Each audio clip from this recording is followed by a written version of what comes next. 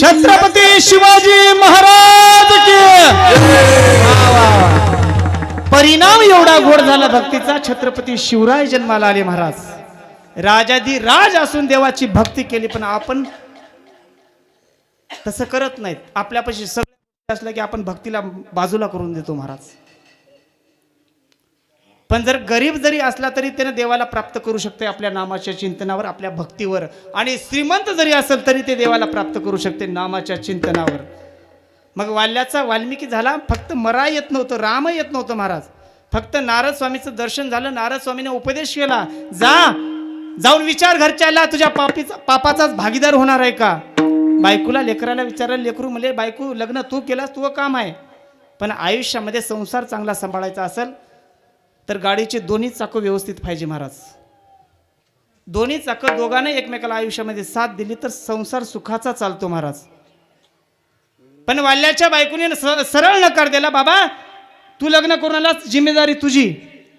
वाल्या परत गेला, दंडवत घातलं, साष्टांग दंडवत घातलं, देवा काही करा पण मला याच्यातून सोडवा. त्यावेळेस देवाने संतांनी उपदेश केला, सहज बोलणे हित उपदेश. म्हणजे सहज नारद म्हणले, जा देवाचं नाम वचन, मला काहीच येत नाही, म्हणजे काहीच करू नको, म्हणजे फक्त जे येईल ते म्हण. मग मरा म्हणलं, राम राम झालं, वाल्याचा वाल्मिकी झाला. म्हणजे देवापाशी कसंही जा, पंडित शहाणा जरी असलं तरी देवाला ते आवडत नाही. फक्त आडाने देवी भक्ती करा, देवाला आवडते. अभंगाच्या दुसऱ्या चरणात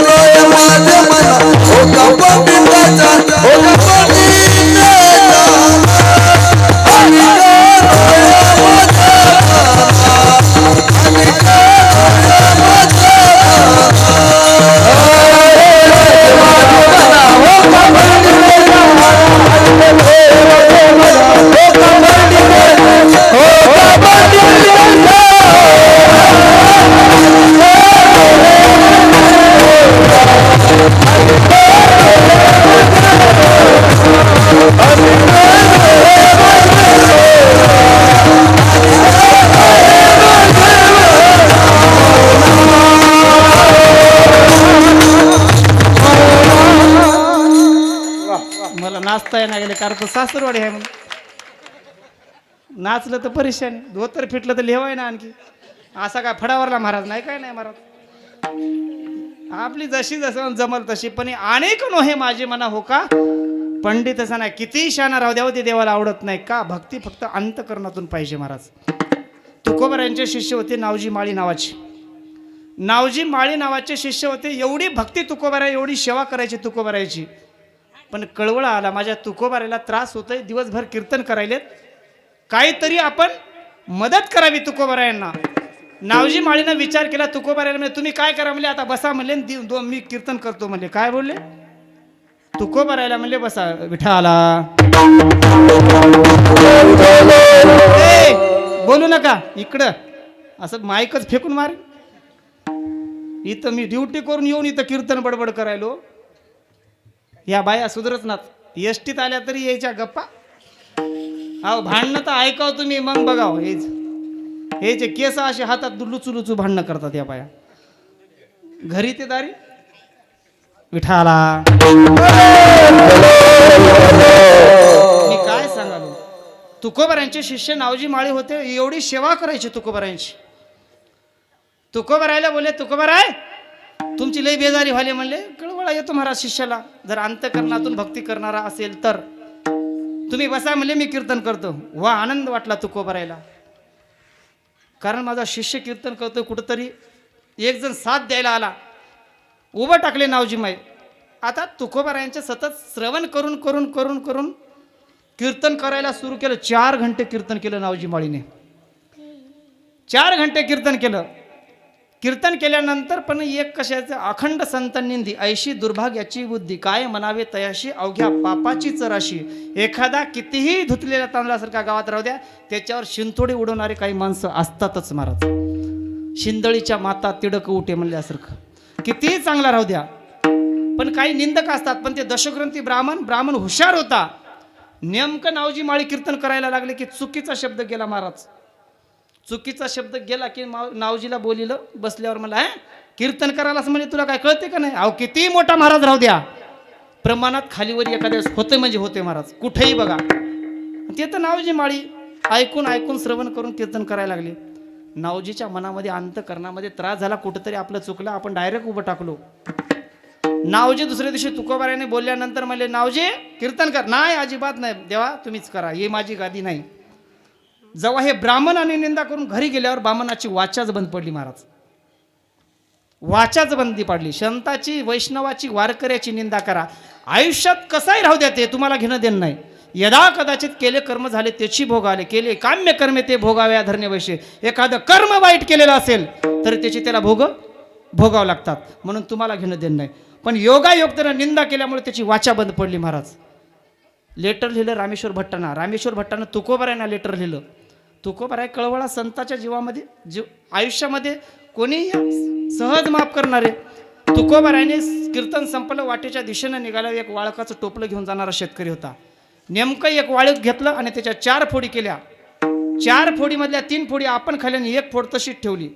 पण ते कडू वाळूक होत्यामुळं सगळ्या खाल्या भरा स्वतःच, कारण दुसऱ्याला दिलं तर कडू लागतात.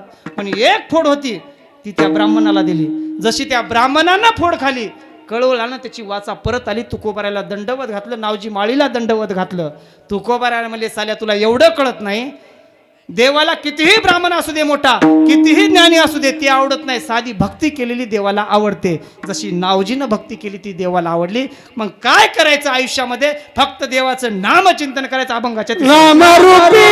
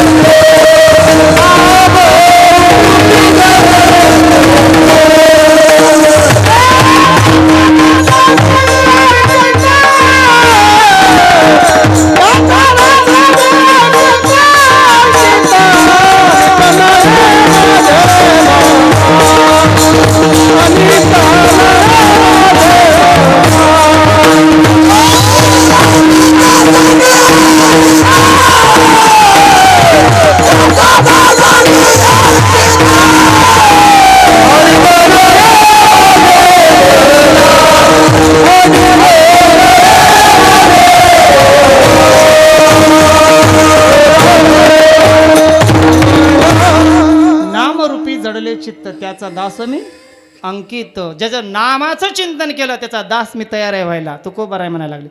मग आपल्याला कलियुगा माझी करावे कीर्तन. तेने नारायण माऊलीकडे जा, हरिमुखे मना नाथाकडे जा, हरिमुखी गाता हरपली चिंता. वेदांकडे जा, वेदशास्त्र पुराण श्रुतीचे वचन. नाम घेता वाया गेला ऐसा कोणी, ऐकला नामाचं ज्यानं चिंतन केलं त्याने सगळे तरल्या गेले विठाला.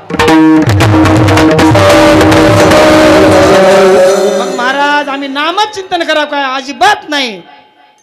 देवाने शबरी मातेला 9 भक्त्या सांगितल्यात आणि भक्त प्रल्हादाला 9 भक्ती सांगितली. त्याच्यामधलं कोणतंही घ्या तुम्ही, कोणतीही भक्ती करा, तुम्ही शुद्ध झाल्याशिवाय राहत नाहीत. अभंगाच्या 4थ्या तू कामले नववीद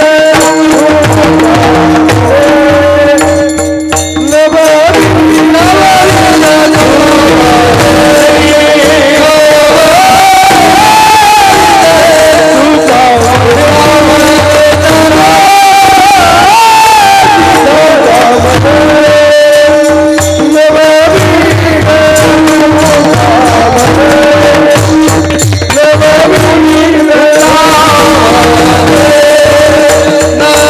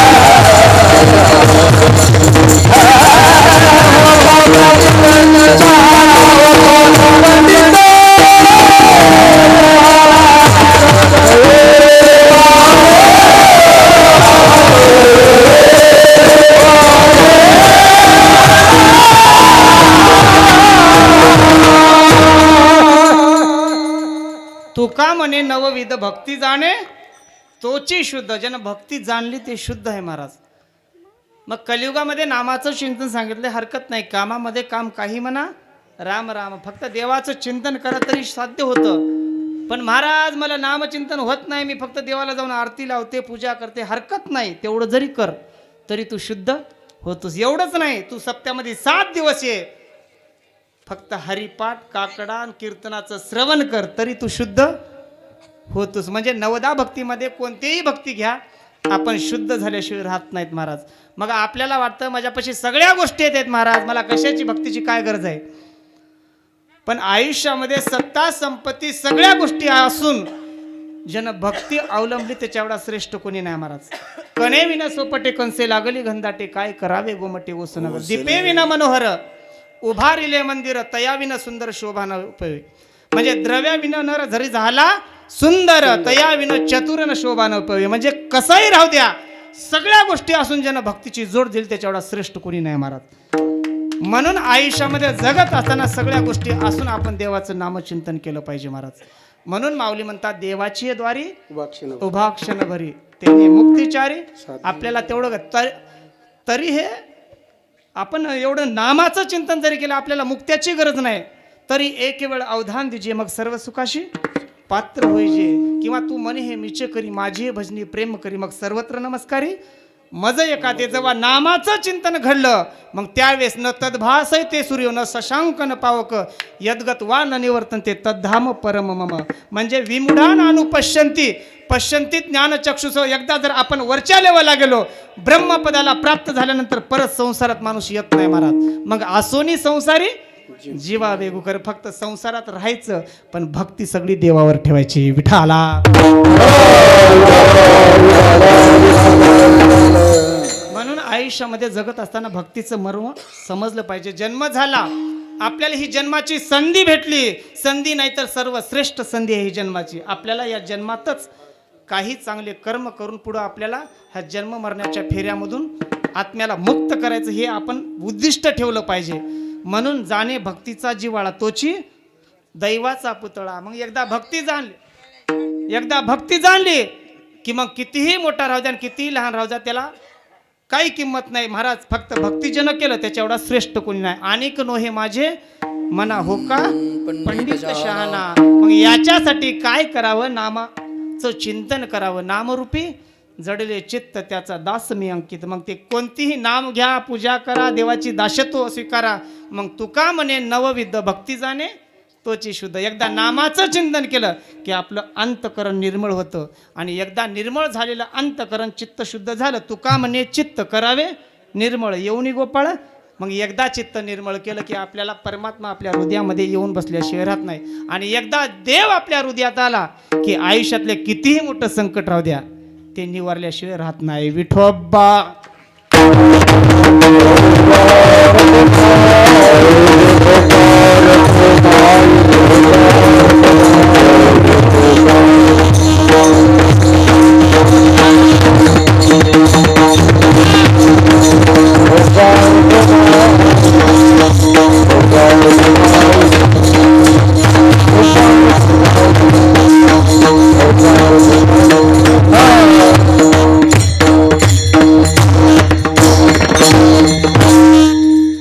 सर्वांना रामकृष्ण हरी. शांतचित्तानं ऐकून घेतला, आनंद वाटला. कारण जावाय आहे म्हणून मला वाटतं कुठं भांडणं करतात की काय, बोलतात की काय की, पण नाही. कारण कसं असते, कुठेही आपण बाहेर निघालं की आपली अनंत वाचाळ आपण कधी देवाच्या गप्पा करणार, धर्माच्या करणार. हिनं असं केलं, त्यानं तसं केलं, ह्यानं असं केलं, त्यानं तसं केलं. हा धिंगा ना. कधी बी गेल्यानंतर देवाचे गुणगान गा, देवाचं नाम चिंतन करा. आता बोलण्याची नाही, देवाविना सर्व भावी देव भांडवल, हेच आपण लक्षात ठेवा. सगळ्यांना धन्यवाद देतो. एवढ्या शांत चित्तानं ऐकलात. आणि या कीर्तनासाठी उपस्थित असलेले बाहेरगावची मंडळी असू द्या किंवा गावातील मंडळी असू द्या किंवा इतर कोणी, आणि सगळ्यात महत्त्वाचं आमच्या चॅनलवाले हरिमुखे मना चॅनल जाधव साहेबांचं, जे सावरगावचे आहेत, यदा कदाचित कीर्तनात ज्यानं चुकी केली, जे झोपलं, ज्यानं टंगडवरी केलं, ज्यानं इकडं तिकडं बघून हसलं, त्याचं बरोबर रेकॉर्ड झाले. आता मी उद्या क्लिप काढणार आणि बाबुळगावच्या ग्रुपवर टाकणार. म्हणून कीर्तनात बसताना व्यवस्थित बसावं, व्यवस्थित राहावं, व्यवस्थित एकमेकाला चर्चा करू नये, झोपू नये महाराज. आणि एखाद्याच परिस्थितीच असली तर पायलाम करायला हरकत नाही, कारण गुडघे दुखतात म्हातारे माणसाचे, तसंही बसायला हरकत नाही. पण नसताना जर बसलात की मग बरोबर नाही महाराज. म्हणून सगळ्यांचं मनापासून धन्यवाद. गावातली मंडळी सगळे, सासरी बुवा, सासू बुवा, मेहुणे, सगळे मित्र, सगळ्यांचं मनापासून धन्यवाद. आणि या कीर्तनासाठी उपस्थित असले गुणीजन गायनाचारी मंडळी, आमचे गोपाळ महाराज राहू द्या, आमचे सोपान बापू राहू द्या, किंवा आमचे ममदापूरकर बापू राहू द्या, किंवा हे बापू राहू द्या, तुमचं सगळ्यांचं मनापासून धन्यवाद.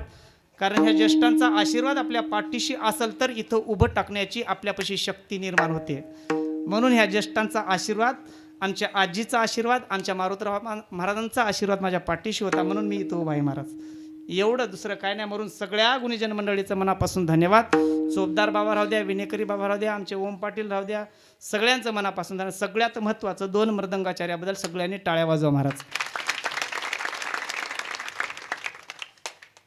कारण यांचं कर्तृत्व सगळ्यात मोठं असतं, सगळ्यात मेहनत जास्त असते महाराज. बोटं फुटजेपर्यंत वाजवावं लागतं. इंद्रायणीच्या काठी 4 वाजल्यापासून जेव्हा प्रॅक्टिस करतात, सराव करतात, तेव्हा इथं 2 तास तुम्ही त्यांच्याकडे बघत आनंद घेता महाराज. ही ताकद आहे. म्हणून माऊली तुमच्या दोघांचे मनापासून धन्यवाद. आणि इतर कोणी राहिलं असतं तर त्यांच्या, आमचे विनेकरी मामा मंदिरातून ऐकले की नाही की काय मारुतीकडे बघत राहिले की. पण मामा तुमचं सगळ्यांचं धन्यवाद, सगळ्यांचं मनापासून धन्यवाद. यदा कदाचित काही चुकीचा शब्द केला असेल तर आपलं लेकरू म्हणून माफ करा. चांगलं काही बोलण्याचा प्रयत्न केला असेल तर हनुमंतरायाच्या चरी अर्पण करून मी माझ्या सेवेला पूर्ण देतो. ज्ञानेश्वर हरेश्वर